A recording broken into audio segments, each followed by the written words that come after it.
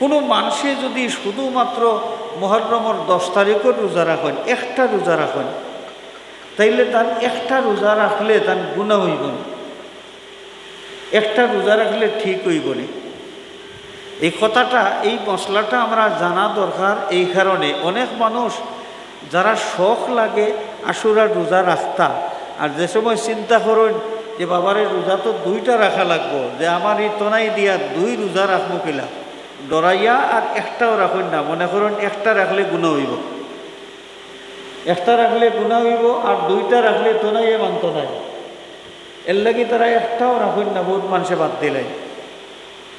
ও মশলাটা আমরা জানা থাকা দরকার যে আশুরার রোজার লগে মিলাইয়া আরেকটা রোজা রাখা, অর্থাৎ 2টা রোজা রাখা, এটা উত্তম। এটা কি তা উত্তম, রাখতে পারলে বালা। তবে কোনো মানুষের যদি চাইন শুধু আশুরার রোজা রাখতা, একটা রোজা রাখলেও তার লাগে জায়েজ আছে, এবং আশুরার রোজার সম্পূর্ণ ফজিলত পাওয়ার দাবিদার তাই বনি যাইবা। সুবহানাল্লাহ। 2 রোজা রাখতে পারলে বালা, তবে একটা রোজা রাখলে জায়েজ আছে, গুনাহ হইতো নাই। এবং আশুরার যে ফজিলত, পুরা ফজিলত আল্লাহ রাব্বুল আলামিনে দান করবা, এটা হলো এক মাসলা।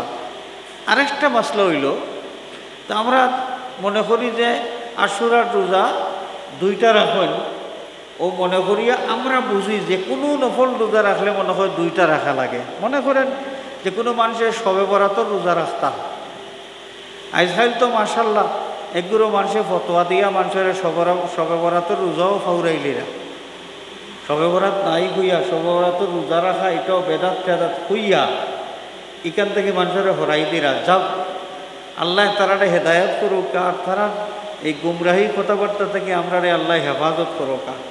ওগুলা হুকা আমিন।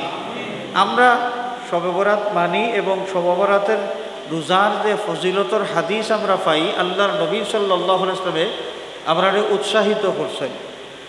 এখন শবে বরাতের রোজা আমরা যারা রাখতাম চাই, নফল রোজা মনে করি একটা রাখলে গুনাহ হইব, 2টা রাখা লাগবো মনে হয়।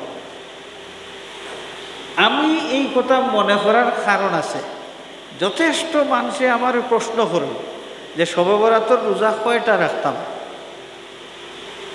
প্রশ্ন করেন। আমি বললাম খেনে, বলে 2টা না রাখলে বলে হয় না। ওই যে আশুরার রোজা রাখান, মানুষে মনে করেন যে আশুরার যেহেতু 2 রোজা, শবে বরাতও মনে হয় রোজা রাখলে 2টাও রাখা লাগবে। ও যে কোনো নফল রোজা আপনি যতটা ইচ্ছা রাখতে পারেন, একটা রাখবার ইচ্ছা করলে তাও জায়েজ আছে।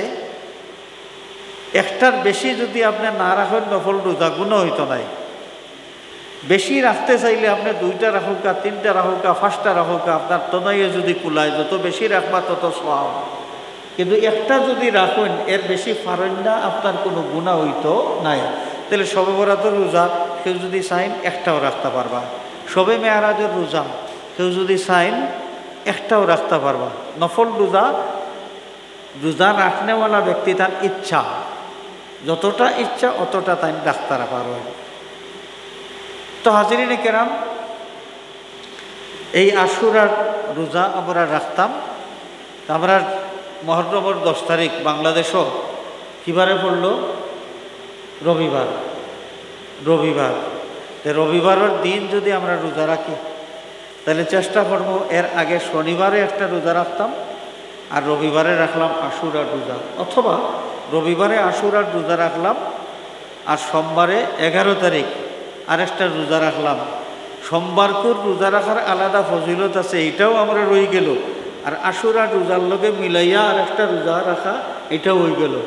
এক দিলায় 2 ফাঁকি। আল্লাহ রাব্বুল আলামিনে আমরা তৌফিক দিতাম। এই আশুরার মাঝে আরেকটা বিশেষ ঘটনা, যেটা আলোচনা হইছে, আমি আশা করি আজকের এই মহফিলও একাধিকবার আলোচনা হইছে, আমি বিশ্বাস করি। এই ঘটনাটা কিটা? যে কারবালার ঘটনা। এই কারবালার ঘটনারে ইয়াদ করিয়া আমরা খুশি হইতাম না বেজার হইতাম? কারবালার ঘটনারে ইয়াদ করিয়া আমরা খুশি হইতাম না বেজার হইতাম? দুইটা অপশন, আমরা খুশি হইতাম না বেজার হইতাম। হাজরিনে কেরাম, আমরা যে কোনো ক্ষেত্রে রাসূলুল্লাহ সাল্লাল্লাহু আলাইহি ওয়াসাল্লামের ইত্তেবা করতাম, আনুগত্য করতাম। উম্মতের উপরে আমরা নবীর ও দাবি। যে কারবালার ঘটনায় আমরা নবীজি খুশি না বেজার, এটা যদি আমরা জানার চেষ্টা করি, তাহলে কারবালার ঘটনার ব্যাপারে হুজুরে পাক সাল্লাল্লাহু আলাইহি ওয়াসাল্লাম বহু আগে এই বিষয়টা জানছেন। সাইয়্যিদুনা হযরতে হুসাইন রাদিয়াল্লাহু তাআলা শাহাদত বরণ করবা, এই খবরটা জানছেন। এবং এই খবরটা জানার বাদে আল্লাহর নবী সাল্লাল্লাহু আলাইহি ওয়াসাল্লাম বড় ব্যথিত হইছেন।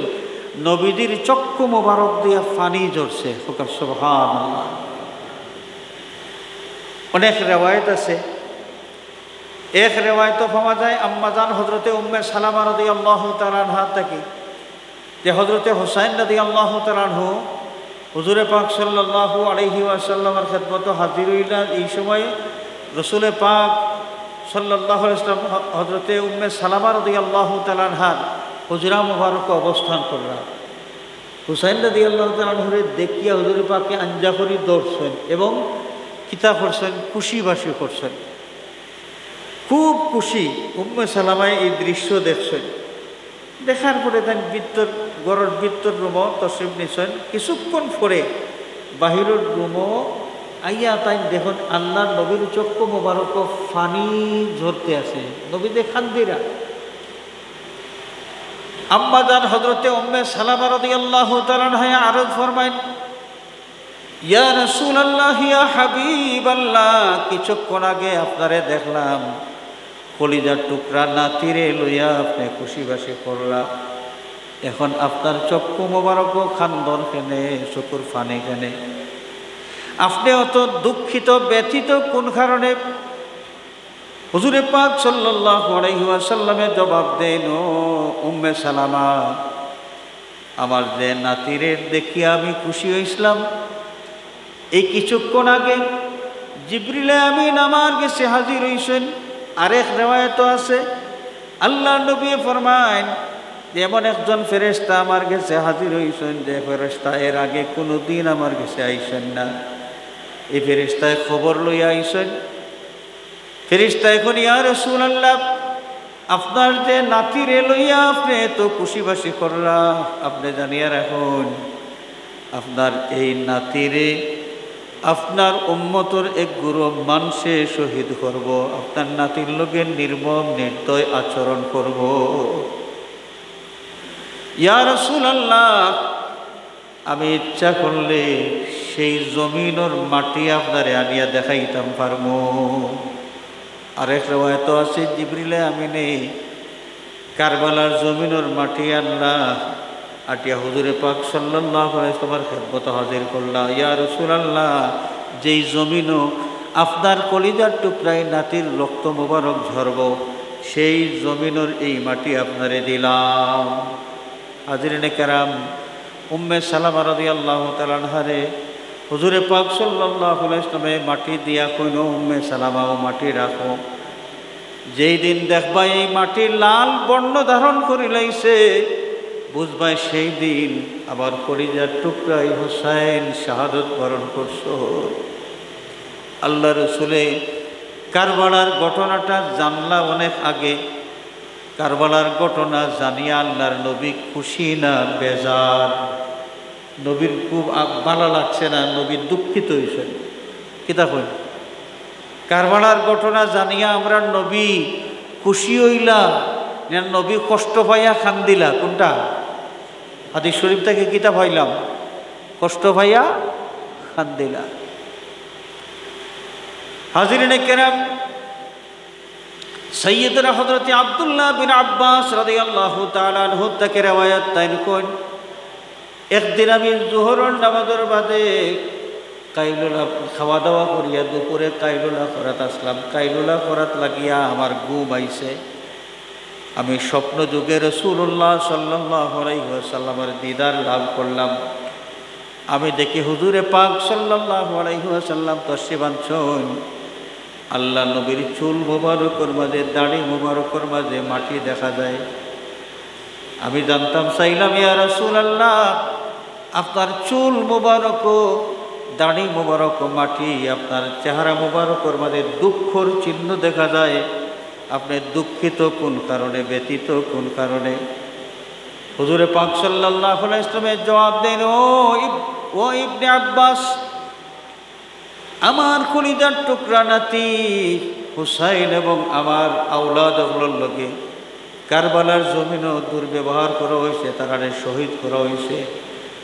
এরার রক্ত আমি সারাদিন টুকাইছি, রক্ত টুকাই টুকাই শিশির মাঝে ভর্তি করি আমি লই আইছি, এবং সেই জমিনের দুলাবালি আমার চুল এবং দাড়ি মুবারকের মাঝে লাগানো।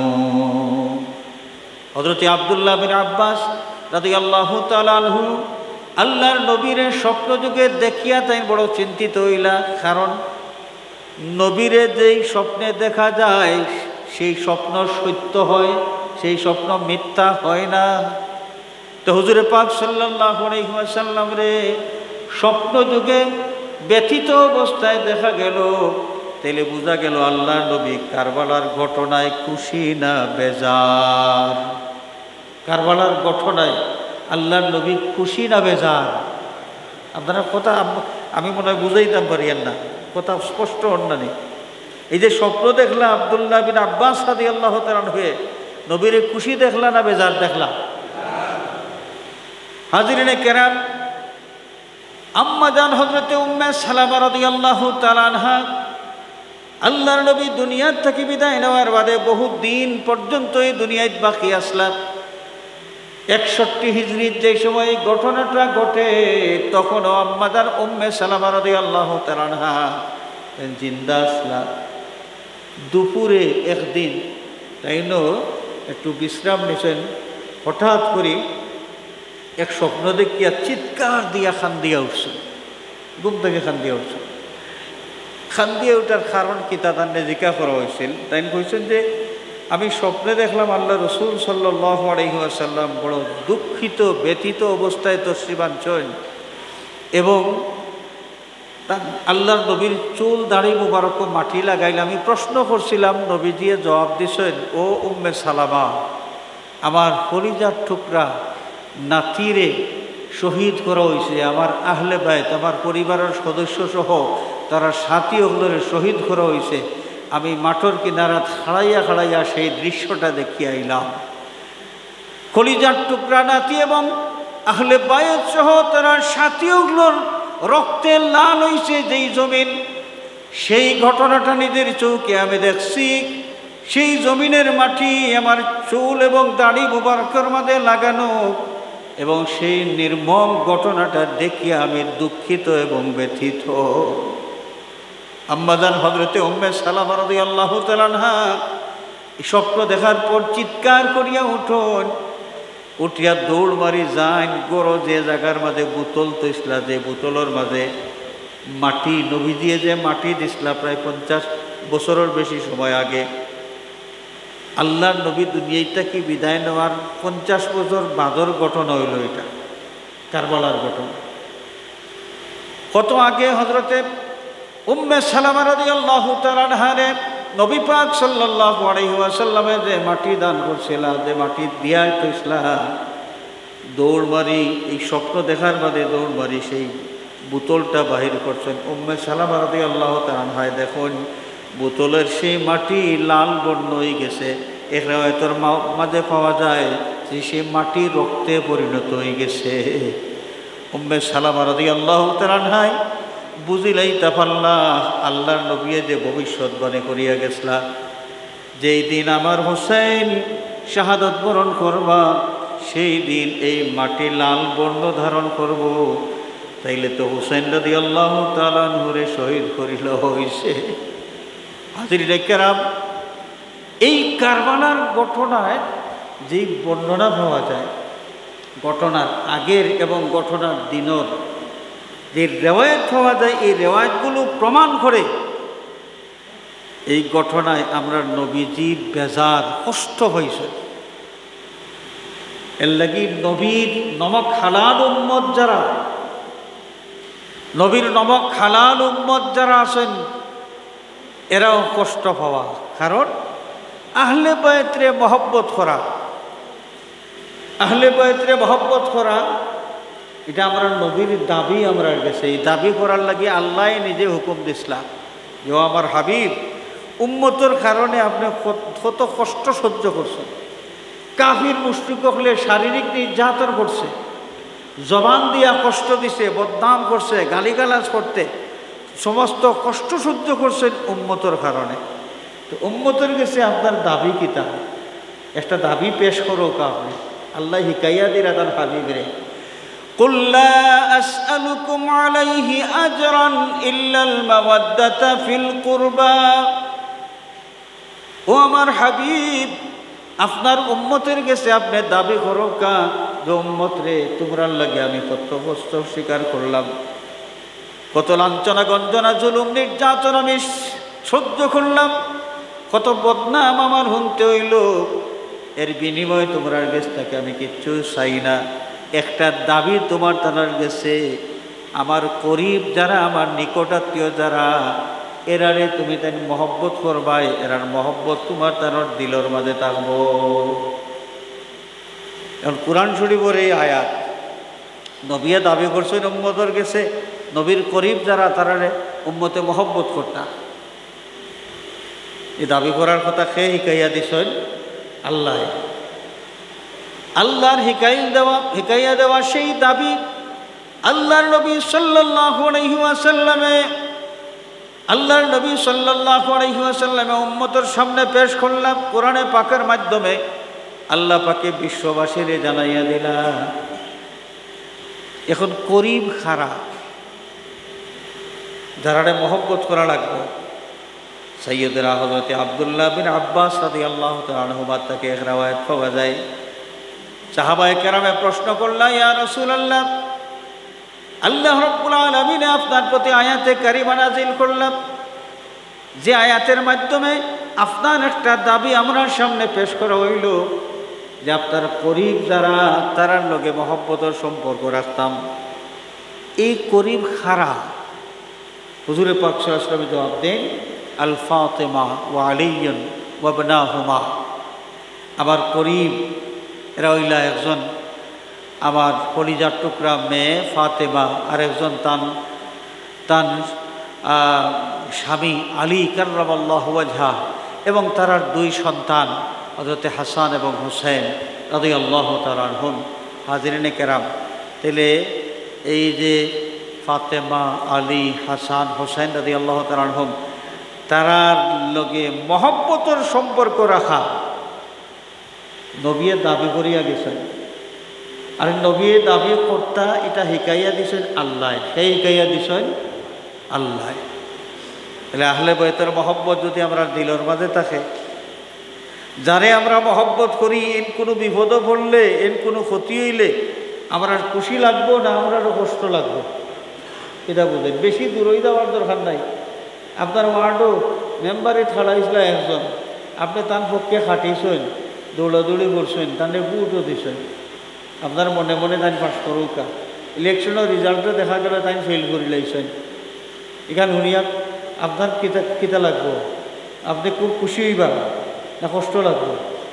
কষ্ট লাগবো। দুনিয়ার সামান্য সম্পর্কে মহব্বতের সম্পর্ক থাকার কারণে কোনো মানুষের যদি নেগেটিভ কোনো রেজাল্ট আমরা শুনি, তাইলে আমরা কষ্ট লাগে, দুঃখ লাগে। আর যারা মহব্বত করে আমরা ইমানের অংশ, আমরা ইমানের দাবি, সেই মহব্বতের মানুষের কোনো বিপদ বা তারার লগে কেউ দুর্ব্যবহার করে, জুলুম করছে, এই ঘটনা শোনার বাদে আমরা খুশি হইতাম না বেজার হইতাম? দুনিয়ার সুন্নি মুসলমান যারা, নবী প্রেমিক মুসলমান যারা, কারবালার ঘটনার স্মরণ করলে তারা দিলের মাঝে সদমা ফয়দা হয়। এটা হইল ইমানের একটা আলামত। এটা কি তা? ইমানের আলামত। কিন্তু দুঃখের সাথে এইটাও আমরা শুনতেও বর্তমান যুগ, যে সাবাই গোষ্ঠী, ইবনে সাবার অনুসারী যারা, কারবালার জমিনও সৈয়দনা হযরত হুসাইন রাদিয়াল্লাহু তাআলা আনহু সহ নবীর খানদানের অনেক ফুল ধরাইছে, এই কাফেলারে শহীদ করছে। সেই সাবাই ফিরকার অনুসারী একগুলো মানুষ এখনো আছে। এরা ওকালতি করে এজিদের পক্ষে। এরা কয় যে এজিদ এর মানুষ ভালো আসলা, তাহাজ্জুদ গুজার মানুষ আসলা। হুসাইনের লগে দ্বন্দ্ব হয়েছে, এটা তো রাজনৈতিক মাইর আছে, ক্ষমতার দ্বন্দ্ব। তো ক্ষমতার দ্বন্দ্ব লড়াই হইলে তো একদল জিতবা একদল আরবা। এজিদ জিতি গেছেন আর হুসাইন হারিয়ে গেছেন, ও হইল।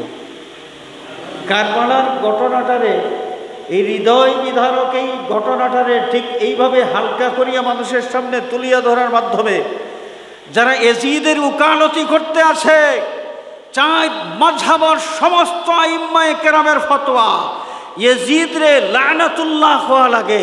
সেই ইয়াজিদ লানাতুল্লাহ রে যারা রাদিয়াল্লাহু আনহু কোনেওয়ালা মানুষ, যারা ইয়াজিদের পক্ষে দলালি করে আর কয় কারবালার এই যুদ্ধটা রাজনৈতিক একটা যুদ্ধ আসিল, রাজনৈতিক একটা দ্বন্দ্বের একটা ফল আসিল এই যুদ্ধ। এই রাজনৈতিক যুদ্ধে হুসাইন পরাজিত আর ইয়াজিদ রাদিয়াল্লাহু আনহু বিজয়ী। এইভাবে যে বক্তব্য দেয় যারা, এই সমস্ত মানুষ মনে রাখতে হইব ইবনে সাবা মুনাফিক, যে মুনাফিকটা মূলত আসেন ইহুদি। ইতিহাস যদি খোয়াত যাই অনেক লম্বা ইতিহাসের সময় নাই, আমরা এখনই শেষ করতাম সাইয়ার, আজকের মহফিল কিছু সময়ের ভিতরেই শেষ করতাম সাইয়ার। এই ইবনে সাবা মূলত ইহুদি। সেই ইবনে সাবার মুসলিম বিদ্বেষী ষড়যন্ত্র, একের পর এক ষড়যন্ত্রের ধারাবাহিকতার পরিণতি হইল এই কারবালার যুদ্ধ। ইবনে সাবা সেই ইহুদি যে মিশনটা প্রতিষ্ঠিত করিয়া গেছে, সেই মিশনের মাধ্যমেই এই কারবালার যুদ্ধে হযরত ইমাম হোসেন রাদিয়াল্লাহু তাআলা আনহু সহ আহলে বাইতের যত ফুল ধরলা এবং এরা অনুষঙ্গী হল প্রায় 150 মানুষ শাহাদত বরণ করলা এই এজিদের পক্ষে। আজকে ওকালতি যারা করে, আমরা এটা বুঝতে আর বাকি নাই, কুচক্রী ইবনে সাবার অনুসারী তারা, ইবনে সাবার আদর্শিক সন্তান, যারা আজকে এই কারবালার ঘটনারে রাজনৈতিক যুদ্ধ হইয়া হালকাভাবে উপস্থাপন করতে চায়।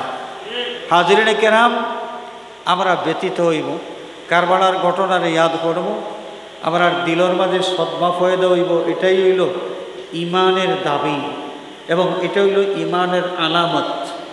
মুনাফিক যারা আহলে বাইতের মহব্বত তার অন্তরের মাঝে নাই। আল্লাহর নবী ফরমাইয়া গেছেন, লা ইউহিব্বুনা ইল্লা মুমিনুন ওয়া লা ইউবগিদুনা ইল্লা মুনাফিকুন।